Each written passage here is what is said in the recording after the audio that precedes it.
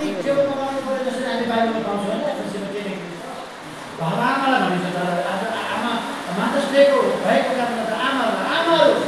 छोराछोरीले के भन्छ त्यहाँनिर परमेश्वरको शासनमा उहाँको वचनको शिक्षामा हुँदा भन्छ तिम्रो छोराछोरीलाई केमा हुन्छ तिम्रो आफ्नै शासनमा होइन तिम्रो ताकत तिम्रो ज्ञानमा होइन तर परमेश्वरको अनुशासनमा उहाँको त्यो वचनको शिक्षामा हुन्छ भनेको त्यस कारणले हरेक आमाहरूले आज आफ्ना छोराछोरीहरूलाई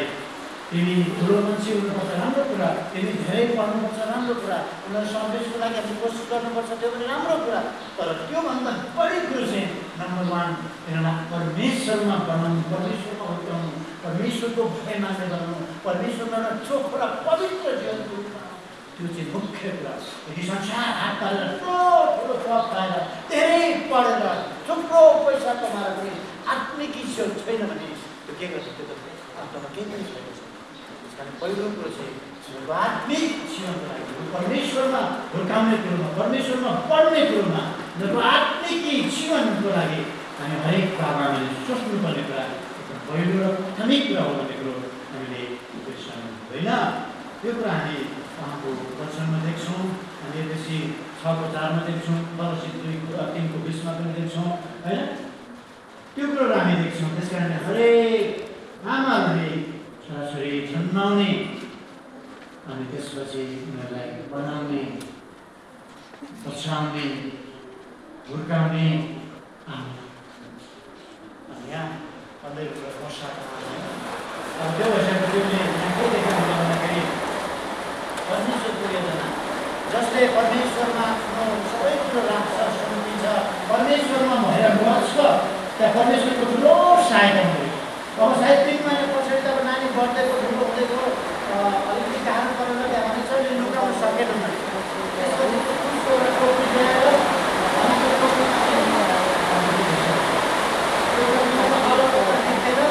त्यो नानीलाई टोपीमा हालेर निल नदीको छोडी मतलब हारीको बिचमा लगेर नानीलाई राखिदियो भने अनि नानीलाई राखिदिएपछि उसको छोरीको र ठुलो मात्रै तर भयो त्यो म भरे भन्छु छोराछोरी पाएर छोरी गर्नु हुँदाखेरि अनि लगेर त्यहाँ राखिदियो ढुङ्गीमा राखिदियो परमेश्वरको योजना यहाँ एकदमै अचम्मको छ अब त्यहाँ राखिदिइसकेपछि उसको छोरीलाई पनि पठाएको छ मतलब मसाको दिदीलाई उसले चाहिँ के गर्दो रहेछ भनेर लुकेर हेरेको छ तर भरे गएर के भन्दाखेरि मसालाई त्यसरी त्यहाँ पुगेको बेलामा भारो पुग्नु जान्छ छोरी नुहाउनु जान्छ निल नदीमा नुहाउनु जाँदाखेरि त्यहाँ उसको शैलीहरू पनि हुन्छ अनि त्यो नानीलाई त्यो टोकरीमा देख्छ अनि उसको शैलीहरू गरेर देवनालाई टोकरी खोल्दाखेरि त्यहाँ सुन्दर नानी देख्छ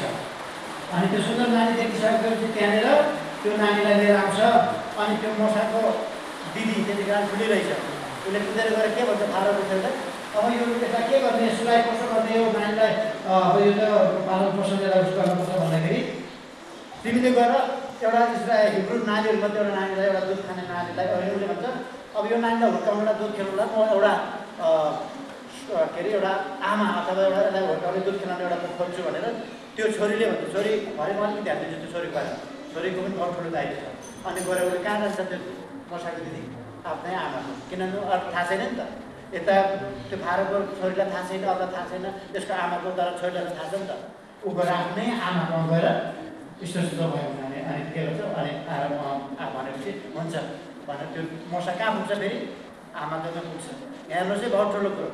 आमाले 3 महिना त पहिला पनि उसले रोकेर राखेको छ पछाडि एउटा जन्म नदीमा पुऱ्याएको छ छोरी त्यहाँ गएर हेरेको छ सबै कुरो त्यहाँ कुरा हुँदै जाँदाखेरि भरे त्यो नानी आफूमा कहाँ पुग्छ आमाकोमा पुग्छ अनि त्यो आमाले अब आमाको पुग्दाखेरि एउटा सोच्नुहोस् कत्रो खुसी सायद भरे अलिकति जोड्छु त्यो छोरीलाई पनि आमाले के भन्यो होला नि छोरीको पनि ठुलो त्यहाँ दायित्व छ अनि त्यहाँबाट उसलाई हुर्कायो बढायो अनि पछि गएर चाहिँ ठुलो भएको चाहिँ फेरि राजाको दरबारमा दिएको छ त्यही राजाको त्यो त्यो के भन्छ राजकुमारीको छोरा भएको छ मसा हुनु खास आमा त आफू नै हो तर पनि पछि त्यहाँ दिएको छैन त एउटा पालेको हिसाबमा मात्रै छ नि त तर खास भन्नाले हामी के देख्छौँ एउटा छोरा छोरीको लागि मरेको व्यक्ति परमेश्वरमा हुर्काउने चाहना परमेश्वरमा भएर प्रार्थना गर्ने आमाको लागि कहाँ पुगेर के भन्दा पनि आखिरमा त्यो छोरा आफैका आउँदो रहेछ मतलब सुरक्षित रहँदो रहेछ त्यो बचाइँदो रहेछ नदी तक पुगेको त्यो सायद कसैले त्यहाँ परमेश्वरको कति ठुलो योजना सायद आमाको प्रार्थना थियो यो छोरा चाहिँ बिल्कुलै मृत्यु हुनु हुँदैन यो छोरा बस्नुपर्छ हुनु त परमेश्वरको एउटा ठुलो योजना छ तर पनि एउटा मान्छेप्रतिको मान्छेको पनि दायित्व छ अनि त्यो संसारको आमा रोएको छ कराएको छ प्रार्थना गरेको छ उसले घरमा 3 महिना लुकाएर राख्दा मात्रै होइन त्यो नदीमा लगेर राख्दा पनि उनी सबैले घरमा प्रार्थना गरिरहे उसले परमेश्वरमा भनिरहेको मेरो छोरा यहाँ राखेको छ तपाईँको सुरक्षा त्यो छोरा दिनुहोस् होइन अनि त्यसै प्रार्थनाको प्रत्युत्तरमा परमेश्वरले हारोको छोरीलाई त्यहाँ पठायो हारोको छोरीले पठाएको एउटा देख्छ अनि एउटा सुरक्षित त्यहाँ ल्याएर कहाँ पुग्छ त्यो छोरा फेरि आमासँग आइपुगेछ आमा कति खुसी भयो भने हो परमेश्वरलाई धन्यवाद दियो होला परमेश्वर तपाईँले मेरो प्रार्थना सुनिदिनु भयो छोरा त्यहाँ तपाईँको द्वारा अब मेरै काखमा आयो आमा कति खुसी हर्ष कति होला त्यो आमा होइन घुम्दै फिर्दै आफ्नै काखमा तर कति आमाले आएर संसारमा जन्मिसकेर पेटमा राखेर पनि कतिले त बेसीमा पठाएर दिन्छ पनि त कस्तो आमा होला आफ्नो जन्माएको छोराछोरीलाई अर्कालाई दिनु सक्ने एक प्रकारले भने त्यो सन्तानको बिचमा त्यो संसारलाई भन्ने कुरा अर्कै हो तर जसुकैलाई दिन्छ एउटा माग दिइहाल्नु केमा पनि पैसा पनि लिन्छ होइन कस्तो आमा तर यो आमाको जीवनमा हेर्न सक्ने त्यो सबै कुरो हुँदा पनि उसको प्रार्थना उसको सच्चाइ परमेश्वरसँगको उसको पुकार जसको कारण एउटा घुम्दै फिर्दै त्यो छोरा उसकै काखमा आयो अनि यसमा यो आमाको पनि त्यति ठुलो दायित्व छ अनि अर्को 2 जना भाइहरू होइन हिब्रू भाइहरूको कति ठुलो दायित्व यिनीहरूले मार्नु सक्यो मुसालाई मार्नु सक्यो दिनभर सबै कुरो थियो तर यिनीहरूले मारेन किन मारेन किनभने परमेश्वरसँग डराउँथ्यो जो परमेश्वरसँग डराउँछ त्यो आमाहरूले होइन कुनै पनि हत्या भनेको के हो तपाईँले बुझ्दै हुन्छ मैले भन्नु पर्दैन विभिन्न होइन गर्भमा होइन पहिल्यै विभिन्न दबाई पानी इत्यादि युज गरेर नाना प्रकार तर परमेश्वरसँग डराउँथ्यो भने चाहिँ ती भाइहरू त्यस कारण उनीहरूले त्यो गर्न सक्दैन परमेश्वरसँग जो डराउँछ उनीहरूले त्यो गर्न सक्दैन त्यस कारणले गर्दाखेरि यो मसमा कसरी गर्दा त्यो भयो त त्यो आमाको कारणले मसा कहाँ पुग्यो फिरौनको छोरीको राजकुमार हुन पुग्यो बहुत ठुलो योजना तर यहाँ नम्बर 1 आमाको बहुत ठुलो भूमिका देख्दैछ आमाको प्रार्थना आमाको त्यो छोराप्रतिको माया छोराप्रतिको उसको समर्पण उसको कति ठुलो महत्त्व कति ठुलो उसको समर्पण जसको कारणले गर्दा परमेश्वरको योजना अनुसार ऊ फारोको घरमा पुग्छ ऊ एउटा राजदरबारमा बस्न पुग्छ ऊ के हुन्छ राजकुमार बन्दछ हामी राम्रो छ तर भरे गएर हामी के देख्छौँ छोड्काएर भन्दा त्यही छोरा सारा इस्राएलीहरूलाई मिश्रबाट कनानलाई जानेको त्यही मोसा अनि त्यसमा सबैभन्दा ठुलो कुरो को रहेछ त्यसको आमा जसको कारणले गर्दा ऊ एउटा इस्राएलको महान लिडर हुन पुग्यो ठुलो व्यक्ति हुन पुग्यो त्यो इस्राएलीहरूलाई मिश्र देशबाट देश दासबाट त्यहाँबाट निकालेर कनानतिर लैजाने कुरोमा मोसालाई त्यति ठुलो दायित्व त्यति ठुलो जिम्मेवारी परमेश्वरले दियो तर त्यसमा ठुलो भूमिका चाहिँ कसको रहेछ तपाईँलाई मलाई हन्नाको कुरा पनि थाहा छैन समयको कुरा होइन हन्नाको आमा समय हन्नाले पनि त्यही कुरो गरेको छ उसले मागेको छ परमेश्वर प्राप्त गरेको छ उसले नानी मागेको छ परमेश्वर प्राप्त सुन्नुभयो दिनुभयो त्यसपछि हन्नाले त्यो नानीलाई मन्दिर बनाएर समर्पण गर्छ उहाँको सेवाको लागि समर्पण गर्छ अनि जसलाई हामी जान्दछौँ सामुएल पुजारी सामुएल अगमवक्ता भनेर परमेश्वरले तयार गर्नुभयो त्यो आमाले परमेश्वरमा दिइसकेपछि परमेश्वरसँग मागिसकेपछि परमेश्वरले दिइसकेपछि अनि परमेश्वरको सेवाको लागि परमेश्वरलाई दिइसकेपछि एउटा महान परमेश्वरको दान समयमा हामी देख्दछौँ एउटा आमाको असल आमाहरूको यहाँ प्रार्थना असल आमाहरूको एउटा समर्पण असल आमाहरूको जिम्मेवारी हामी यहाँ पनि देख्न सक्छौँ यस कारणले गर्दा आजको वचनले हरेक आमाहरूलाई यो मसाको आमाबाट धेरै ठुलो कुरो हामी सिक्न सक्छौँ र उसले आफ्नो नानीलाई बनाउनमा बचाउनमा उसलाई हुर्काउनमा उसलाई एउटा परमेश्वरको महान दास बनाउनमा आमाको कति ठुलो दायित्व रहेछ कति ठुलो जिम्मेवारी छ यो आमाले पुरा गरेका देख्दछ त्यस कारण हरेक तपाईँ आमाहरूले पनि त्यो कुरो जरुरी कुरा छ पहिलो कुरा छ परमेश्वरमा अनि दोस्रो चाहिँ दोस्रो नम्बरमा छ अरू कुरोमा हामीले शिक्षाको क्षेत्रमा उनीहरूको विवाहबारेको कुरोदेखि लिएर शिक्षाको कुरोदेखि लिएर सर्भिसको कुरोदेखि लिएर कामको कुरोदेखि लिएर कति कुरो पनि इम्पोर्टेन्ट हो तर पहिलो कुरो त्यो होइन रहेछ परमेश्वरमा हुर्काउने, परमेश्वरमा समर्पण गर्ने, परमेश्वरमा श्रद्धा राख्ने त्यो चाहिँ पहिलो कुरो चाहिँ आमाको दायित्व हुन्छ भन्ने कुरा हामी बुझ्छौँ। अब आमाको लागि छोटो शिक्षा यहाँ। अब छोराछोरी मैले अघि भनिहालेँ, छोराछोरीलाई बाबा आमा के अरे आमाले 9 महिना पेटमा राखेर, अघि मैले भनिहालेँ म दोहोऱ्याउँदिनँ, त्यो नानी पेटमा हुँदा पनि त्यो नानीको सुरक्षाको लागि, त्यो नानीको बचाउको लागि, त्यो नानीलाई पुष्ट अलिकति हेल्दी हुनको लागि, त्यो नानी पेटमा रोगी नहुनको लागि आमाले कति ठुलो भूमिका खेलेको हुन्छ। मलाई लाग्छ तपाईँ सबै आमाले त्यो खेल्नु भएको छ। अब बेसरी जन्मेको सायद हामी सबै छोराछोरी हो। अहिले हामी बाबा आमा कति भयौँ, तर एक समय हामी पनि छोराछोरी हो। हाम्रो आमाहरूले होइन त्यो भूमिका खेलेको हुन्छ हाम्रो सुरक्षाको लागि। उनीहरूले आफू बिमार सहेर खपेर भए पनि तपाईँ र मलाई पेटमा गर्भधारण भएको दिनदेखि नै उनले तपाईँ र मेरो ख्याल गरेर तपाईँ र मेरो सुरक्षाको लागि आमाहरूले कति ठुलो दायित्व, तपाईँ हामी छोराछोरीको लागि कति ठुलो जिम्मेवारी आमाहरूले निभाएको हुन्छ। अनि त्यस्तो आमाहरूप्रति तपाईँ छोराछोरीहरूको कस्तो भावना, उनीहरूप्रति कस्तो विचार, उनीहरूप्रति कस्तो छ त हरेक छोराछोरीको, यो कुरा म तपाईँलाई छोटकरीमा भन्न चाहन्छु। यहाँ मैले अब एक कुरा जोड्न चाहन्छु। यहाँ के भयो,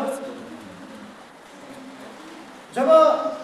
मसालाई त्यो टोकरीमा हालेर नदीमा राख्यो अनि के भन्छ उसको दिदी चाहिँ लुक्दै गऱ्यो। त्यो दिदीलाई पनि सजिलो कुरो थिएन, त्यो मसाको दिदीलाई अलिक ठुलै रहेछ, सायद 14-15 वर्षको हुनसक्छ होइन। ऊ लुक्दै गएर उसले हेरिरहेको छ त्यो छोरीले, मसाको दिदीले। अनि हेरेर उसले देखेपछि टक्कै देखेपछि भने त्यो फारोको छोरीले सबै गरेपछि उसले त्यहाँ कति ठुलो भूमिका खेल्यो। यो भाइलाई, मेरो भाइ, आमाबाट जन्मिएको भाइ, उसले हतार त्यो फारोको छोरीलाई गएर अब यसलाई कसरी यसलाई बचाउने, कसरी दुध खिलाउने, कसरी के गर्ने, म गएर एकजना हिब्रू स्त्रीहरूलाई म गएर खोज्छु। उसको बुद्धिमत्तालाई हेर्नुहोस्, उसको ज्ञानलाई हेर्नुहोस्। उसले म खोज्छु, तर उसले डाइरेक्ट भनेन, तर उसको मनमा के थियो, यो त मेरो थपक्कै भाइ, यो त मेरो आमा र मलाई जन्माउने मेरो आमा, अब यसलाई चाहिँ मेरो आमाको मैले जसरी पनि पुऱ्याउनुपर्छ। उसले घुमाएर डाइरेक्ट त अप्ठ्यारो खोज्यो। अनि ऊ कुदेर कहाँ गयो, आफ्नै आमा। अनि आमा यस्तो भयो, भाइ यस्तो भयो, यस्तो रानी आएर लानेको पुरी आएको त्यस्तो भयो, अब उसलाई लाने पर्छ, उसलाई पाल्नु दुध खुवाउने एकजना खोज्नुपर्छ। अब तपाईँको आमा कस्तो खुसी भयो, हो छोरी झन्डैको दिदी छोरी होइन। आमा कति गर्व, कति खुसी भयो त्यो छोरीले त्यो कुरो भन्दाखेरि। कत्रो पाठ खेलेको त्यो छोरीले, त्यो छोरालाई, त्यो भाइलाई बचाउने कुरो। तर आज संसारमा कतिचोटि हामी हेर्नुभयो भने आमाहरूलाई, बाबाहरूलाई खुसी दिनुको सट्टामा धेरै छोराछोरीले रुवाउने कुरोहरू पनि छ, पीडामा पार्ने कुरोहरू पनि छ, चिन्तामा पार्ने कुरोहरू पनि छ, हो भएन हातका कुरोहरू पनि कतिचोटि छ। तर यो छोरीलाई हेर्नुहोस्, यो मसाको दिदीलाई हेर्नुहोस्, यो छोरीले कति ठुलो भूमिका खेल्यो। कुदेर गएर उसले हेर्नु के हुन्छ भनेर हेर्नु, त्यसपछि त्यहाँ हुँदै गइसकेपछि होइन उसले रानी त्यो फारोको छोरीकोमा जानु, उसले बिना डरमा उसले सबै कुरो त्यहाँ खेलेको त्यहाँ हेर्नुहोस्, गएर भन्नु, त्यहाँदेखि हुन्छ उसले रानीले पनि हुन्छ भन्नु, त्यहाँदेखि उ गएर आफ्नै आमालाई अनि नानी उसले कहाँ पुरा आमाकोमा पुऱ्याउने ठुलो भूमिका कसको रहेछ, यो छोरीको पनि रहेछ। आमाकोमा पुऱ्याउने ठुलो काम कसको रहेछ, यो छोरीको रहेछ। आज पनि धेरै दिदीहरूको भाइ बहिनी होला होइन, तपाईँको भाइ बहिनी होला। अनि आमासँग फेरि जोडिदिने भाइ बहिनीलाई, आमासँग फेरि त्यो मित्रतामा गाँसिदिने, आमालाई के गर्ने, त्यो खुसी दिनु सक्ने, त्यो रमाइलो दिनु सक्ने हरेक छोरीहरूको कुरा। जसरी छोरीले आमालाई फेरि त्यो खुसी दिनु सक्यो, त्यो रमाइलो दिनु सक्यो। किन मलाई लाग्छ यो छोरीले सायद त्यो कुरोहरू बुझेकी थिइन् कि मेरो आमाले मलाई 9 महिना राखेर मलाई हुर्काएको कुरो सायद त्यो त्यतिखेर त्यो छोरीले त्यो कुरा पनि सोच्न सक्छ किन उसलाई त थाहा थियो छोरालाई भित्र त्यो भाइलाई लुकाएर राख्दाखेरि आमाले कस्तो कस्तो त्यहाँ उसो गऱ्यो होला त्यो आमालाई लुकाएर सायद रोनु नदिने कुरोमा होइन अब रुँदाखेरि त अर्काले सुन्थ्यो होला त्यो अब रुनै नदिने झट्टै दुध खेलाइहाल्ने अलिकति आवाज अलिकति गर्दा दुध खेलाइहाल्ने अलिकति अगाडि उसले हेरिहाल्ने त्यो सबै कुरो सायद त्यो छोरीले पनि देखि पक्कै आमाले स्याहारेको आमाले विचार गरेको पक्कै पनि छोरी देखि अनि यो छोरी त्यतिखेर त्यो पनि महसुस भयो होला आमाले त साँच्चै नै मलाई पनि यसरी काटेको मलाई पनि आमाले यसरी जन्माएको रहेछ मलाई पनि यसरी नै आमाले सुरक्षा दिएको रहेछ त्यस कारणले गर्दा आमा त बहुत ठुलो कुरो रहेछ त्यस कारण आमालाई मैले खुसी दिनुपर्छ आमालाई पनि रुवाउनु हुँदैन आमालाई पनि त्यो रगत दिनुपर्छ यसले गर्दा त्यो छोरी कुदै कुदै छोरालाई तर नदीमा भाइलाई नराखेको ठाउँमा ऊ गई अनि उसले आमालाई ठुलो खुसी र हर्ष दिन सक्यो त्यसकारण आज तपाईँ छोराछोरीहरूले हरेक छोराछोरीहरूले पनि त्यसरी नै आमालाई खुसी दिने छोराछोरी आमालाई रमाउनु दिने छोराछोरी हुनु जरुरी रहेछ आमालाई रुवाउने होइन आमा बाबुलाई रुवाउने होइन पीडा पार्ने होइन तर खुसी बनाउने छोराछोरी हुनु जरुरी रहेछ जसरी यो छोरीले होइन त्यस पछाडि अरू केही कुरो हामी हेर्नु पर्दाखेरि होइन हामीलाई थाहा छ तिमोथीको पुस्तक पनि हामीले पढ्न सक्छौँ तिमोथीमा हामी सबैले जहिले पढेकै कुराहरू हामी हेर्न सक्छौँ अनि एफएसीमा मैले अघि भनेर एफएसी 1को 2मा पढ्दाखेरि त्यहाँ के लेखेको छ छोराछोरी हो प्रभु आफ्नो आमा बाबुको आज्ञा पालन गर अनि यसरी आज्ञा पालन गर्यो भने तिमीहरू पृथ्वीमा आशिषित हुन्छौ तिमीहरू पृथ्वीमा के हुन्छ दीर्घायु हुन्छ त्यसकारण आमा बाबाको आज्ञा पालन गर्नुमा हरेक छोराछोरीको लागि कति ठुलो फाइदा रहेछ तिमीहरू परमेश्वरबाट आशिषित हुने रहेछ तिमीहरू परमेश्वरबाट दीर्घायु हुने रहेछ अनि आमा बाबाको आज्ञा पालन गर्दैनौ आमा बाबालाई आदर इज्जत सम्मान गर्दैनौ भने के हुने रहेछ ती आशिषहरू पुग्नु रहेछ सायद तिमीहरूको त्यो लामो आयो पनि छोटिन सकेको कुरा पनि हुनसक्छ उहाँको वचन अघि हामीले मत्ती 15 को 4 मा के पढ्यो हामीलाई कसले पढेको अघि मत्ती 4 को 15 मा कसले पढेको थियो सिमरनले त्यहाँ के लेखेको छ छोराछोरी हो आफ्नो आमा बाउलाई दुष्ट कुरा नभन्नु भन्छ यदि कसैले भन्छ भने त्यो त मारिनु पर्छ भन्छ डर लाग्नु पर्छ हुनु त त्यो कुरामा व्यवस्था गर्नु ल्याएको छ तर के भन्छ कसैले आफ्नो आमा बाउलाई दुष्ट कुरा भन्छ भने त्यो मारिनु पर्छ तपाईलाई 9 महिना पेटमा राखेर अनि राति नसुतेर तपाईलाई रातभरि सुताउने उसले आधा पेट खाएर तपाईलाई पेटभरि खुवाउने आमा तपाईलाई अगाडि ओकी पछाडि ढाडमा बोकेर काम गर्ने आमा तपाईलाई ढाडमा बोकेर चामल बनाउँदै भात पकाएर खुवाउने आमा तपाईलाई मिठो बनाएर घोटेर खुवाउने आमा तपाईलाई दुध खुवाउने आमा अनि त्यो आमालाई यदि तपाईले रुवाउनु भयो यदि त्यो आमालाई तपाईले आदर सम्मान गर्नु भएन त्यो आमामाथि तपाईँ अनज्ञाकारी हुनु त्यो आमाको बारेमा विभिन्न कुरा गर्नु हो भने तपाईँको बहुत ठुलो नोक्सान रहेछ तपाईँले आशिषहरू गुमाउने रहेछ अनि तपाईँको आयोहरू पनि त्यहाँ अंशर बुझ्दाखेरि सकिने पनि हुन्छ त्यस कारणले गर्दा हरेक छोराछोरीले त्यो बुझ्नुपर्छ तिमीमा के लेखेको छ त्यहाँ लेखेको छ हरेक छोराछोरीले आफ्नो आमा बाबुको उपकारको ऋण तिर्नुपर्छ आमा बाबुको उपकारको ऋण तपाईँलाई कसरी उपकार गरेको छ हो एक प्रकारले भन्दा पनि छोराछोरीले त आजभन्दा बाख्रा छन् नि किन जन्मायो त भन्छ कसैको छ होइन नगरेर किन जन्माएको नहेरेर किन जन्माएको भन्छ गर्दैन ठिकै हो जन्माएको छ उसले गर्ने काम गर्छ तर तपाईँको एउटा समय आउँछ फेरि तपाईँले उपकारको ऋण तिर्ने समय आउँछ तपाईँलाई तातै गर्दै डराएको हुन्छ तपाईँलाई बोल्न सिकाएको हुन्छ तपाईँलाई खान सिकाएको हुन्छ तपाईँलाई हर कुरो सिकाएको हुन्छ तपाईँलाई विभिन्न तरिकाले तपाईँको आमाले तपाईँ विशेष बाबा पनि हो तर धेरै बढी मात्रामा आमाले तपाईँको सेवा गरेको हुन्छ आमाले तपाईँलाई हुर्काएको हुन्छ आमाले तपाईँलाई पुरा सासुजन गरेको हुन्छ अनि एक यस्तो समय आउँछ तपाईँले ऋण तिर्नुपर्ने समय आउँछ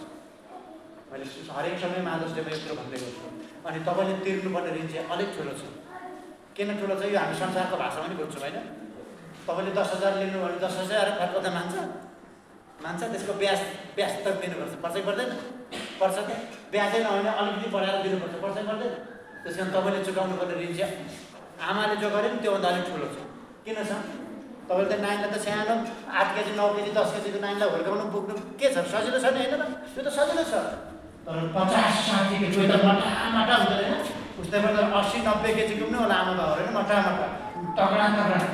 त्यतिखेर त्यो आमालाई उठाउनु डोर्याउनु उसले गर्दा बोक्नुपर्ने समय आउँछ, सुताउनु पर्ने समय आउँछ। तपाईँलाई जसरी खिलायो नि त्यसरी खिलाउनु पर्ने, चम्चेरी खिलाउनु पर्ने समय आउँछ। तपाईँले जस्तो लिटो खिलायो नि त्यस्तै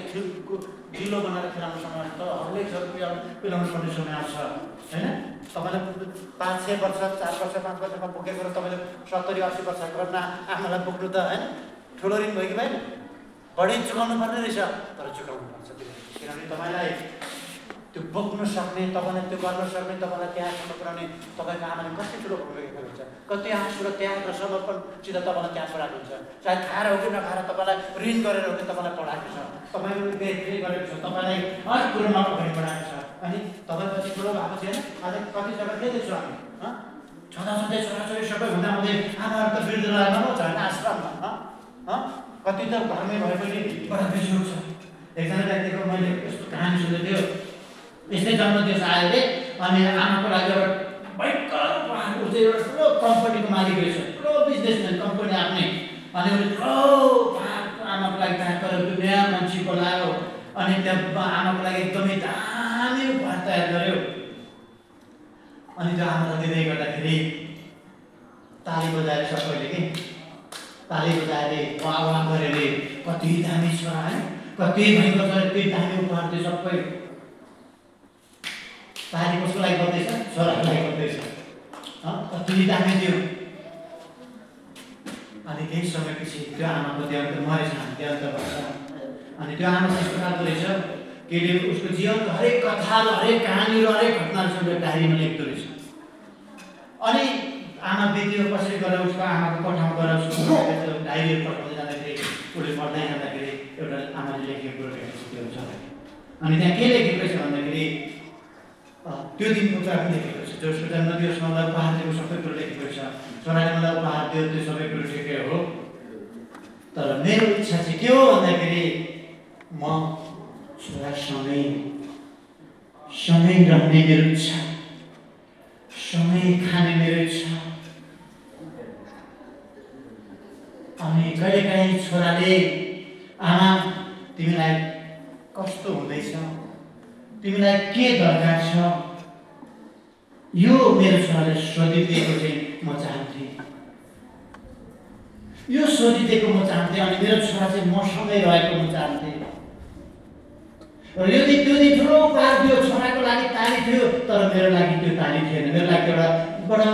के भन्ने एउटा अखै कुरो थियो, मेरो लागि खल्लो कुरो थियो। छोराले मलाई एउटा फुल दियो, तर त्यसमा त्यसको सुवासना थिएन भनेर लेखेको छ। फुल दियो मलाई गिफ्ट रूपमा, तर त्यसको सुगन्ध चाहिँ थिएन। भन्नु खोजेको कुरा चाहिँ के हो? उसले त्यो दिन ठुलो आमालाई उपहार दियो, तर अरू दिनहरूमा आशाको वास्ता नगर्दो रहेछ। उसले दुनियाँलाई देखाउनु लागि उपहार दियो, आमालाई मागेको थियो, दामी दियो, तर आमा तिमीलाई अरू दिन तिमी कस्तो छ आमा कहिले नबद्दो रहेछ। आमासँग यसो सँगै बसेर आमा के छ तिमीलाई, तिमी चिन्ता नगर, म तिम्रो छोरा छु है, यसो कहिले नबद्दो रहेछ। त्यो आमाले चाहिँ त्यो चाहेको, त्यो आमाको तृष्णा, तर त्यो कहिले नमान्दो रहेछ। अनि ती सबै कुरो त्यो उसको लागि के हो? छोराको लागि र दुनियाँको लागि भयो, खाली त्यहाँ गुन्ज्यो, तर आमाको लागि चाहिँ एउटा पीडा भयो त्यो दिनको। किनभने त्यो त एउटा एक दिनको लागि होइन, भन्नुको खोजेको कुरा के हो? आमाको भने चाहिँ आमालाई मादर्शको दिन होइन, आज छोराछोरी आमालाई मादर्शको दिन केही गीत देला, फुल देला, के देला, के त्यो दिनको लागि मात्र आमा हो? तर आमा चाहिँ तिम्रो हरेक दिनको लागि, आमा जति दिन 5-6 दिनमा जन्माएर जति दिन आमा तिम्रो अगाडि रहन्छ, त्यो सब दिनको लागि तिम्रो आमा, त्यो सब दिनको लागि तिमीले त्यो आमालाई आदर इज्जत सम्मान आमाको सब कुछ गर्ने त्यो ऋण चुकाउनु पर्ने हो। मादर्श एक दिन मात्रै होइन। अनि यो व्यक्तिले चाहिँ त्यो एक दिन मात्रै गरेको छ, त्यस कारण आमालाई खल्लो लाग्यो त्यो कुरो लेखेको रहेछ। त्यस कारणले गर्दा छोराछोरीको धेरै ठुलो दायित्व छ आमाहरूप्रति। अब बाबाको कुरा गर्दा बाबा त्यसमा आउँछ त्यो कुरा, आमाले आमा भन्नुहुन्छ, यो बहुत ठुलो कुरा छ। त्यस कारण हरेक नानीहरूले यो कुरा भुल्नुहुँदैन। तिमीहरू आशिषित हुन चाहन्छौ, फल्दो फुल्दो चाडपर्व जान्छ भने आमा बाबाको आज्ञा पालन गर्नु, साथसाथै आमाहरूलाई सम्मान इज्जत सेवा गर्नु, त्यो ऋण चुकाउने दिन आउँछ। मैले पहिला पनि भन्दै थिएँ होइन, छोरीलाई त खो गरेर बाबाले पढाएको, मैले पढाएँ उसलाई हुर्काएँ त अलिक ठुलो मान्छे, तर त्यहाँसम्म पुऱ्याउनु बाबाले कसरी गरेको थाहा छ? उसले त्यो रिक्सा चलाएर झुपडीमा रहेर उसले आफ्नो लागि त्यो उसको लागि केही सोचेन, तर छोरीको पढाइको लागि दिनरात सोच्यो सोच्यो सोच्यो, धेरै पढायो, अनि त्यो छोरीले ठुलो काम गर्छ। अनि छोरीलाई थाहा हुन्छ मेरो बाबाले मलाई कसरी पढायो, मेरो आमाले मलाई कसरी हुर्कायो, झोक्रोमा बसेन, मेरो लुगा फाटा धोइदिएर बेङ्गल त तयार गरेर ल छोरी जाऊ भनेर आउँदाखेरि खाजा पानी टेक्के जो थियो त्यो तयार गरेर खिलाएर मेरो आमाले मलाई कसरी स्कुलमा जानेर आउने त्यो सबै कुरो गरेँ। यो मैले भुल्नु हुँदैन थाहा छ। अनि त्यो छोरीपछि ठुलो सर्भिसमा पैसाहरू कमाएपछि ऊ छोरी हो, विवाह गरेर पनि गई, तर पनि उसले आफ्नो आमाको प्रति उसको जो माया र प्रेम ममता थियो नि उसले भुल्दैन। अनि उसले कमाएको पैसाबाट थाहा छ त्यो झोपडीमा के भएपछि त महल बन्यो, ठुलो महल घर बनाइदियो त्यो छोरीले, किनभने उसले आमाले गरेको त्यो सबै कुरो ऋण के गरे चुकाए। प्रिय छोरीहरू छोराहरू जो पनि हो त्यसरी आफ्नो आमा बाबा भनेको छ, तर पनि मैले आज आमामा भन्दैछु, उनीहरूले गरेको उपकारको ऋण चुकाउनु पर्ने रहेछ। त्यो समय आउँछ, तिमीलाई हुर्काउने समय एउटा हो बाबाआमाको, तर तिमीहरूले फेरि त्यसको ऋण चुकाउने समय पनि आउँछ। अनि यहाँ यो छोरीले पनि त्यही खेल काटिदिएछ, उसले आमाको त्यो पीरलाई बुझी कि आमाको पीर, आमा त्यो छोरालाई त्यसै त कतिसम्म त्रासमा थियो होला त्यो आमा, त्यो कुरोले बुझ्यो। त्यो छोरालाई आमाबाट अलग गरेर त्यो नदीमा पुऱ्याउँदाखेरि त्यो आमाको पीर कस्तो मन के होला यो छोरीले बुझी। त्यस कारणले गर्दाखेरि यो छोरीले ठुलो कुरा फेरि यस्तो काम गरी आमाको आँसुलाई पुछिदिने काम गरे, आमाको रुवाईलाई फेरि उसलाई हँसाउने काम गरे यो छोरीले। त्यस कारण हरेक छोरीले पनि यो काम गर्नु जरुरी छ भन्ने कुरा छोटो हिसाबमा छोराछोरीको पनि ठुलो दायित्व छ। अनि आमाको मेरो अभिमान ठुलो कुरो। त्यस कारण तपाईँ आमाहरू पनि हितोपदेश 14को 1 पद मैले यतिकै राख्नुपर्दा त्यो पनि विशेष कुरा। बुद्धिमान आमाहरूले आफ्नो घर बनाउँछ, तर मूर्खहरूले के भनेछ? आफ्नो हातले घर बनाउन सक्छ, बताउँछ। त्यसो भए तपाईँ आमाहरू चाहिँ यस्तो आमाहरू हुनु पऱ्यो जो तपाईँहरूको अँगालोमा, तपाईँको सल्लाह शिक्षामा, तपाईँको आत्मिक जीवनमा कि तपाईँको छोराछोरी चाहिँ सुरक्षित राख्न सक्नु पर्यो, तपाईँको छोराछोरी चाहिँ त्यहाँ रमाउन सक्नु पर्यो, होइन? तपाईँको छोराछोरी चाहिँ त्यहाँ सुरक्षित महसुस गर्न सक्नु पर्यो। ती आमाहरू तपाईँ अनि छोराछोरी पनि ती छोराछोरी हो कि आमाहरूलाई रुवाउने होइन तर खुसी गराउने, आमाहरूको त्यो पीडा बुझिदिने। अनि समय आएपछि त्यो आमाको गुण र त्यो उपकारको फिर्ता होइन बढी मात्रामा फिर्ता दिन सकिन्छ। ती छोराछोरीहरू नै धन्य हो, ती आश्री छोराछोरी, ती छोराछोरीहरू प्रभुमा एकदम देव महान छोराछोरी हुन्छ। वचन हामी तिमीलाई राखौँ, पढाइ सुनेमा तपाईँ सुनेर सदा आशिष दिनु। आमेन।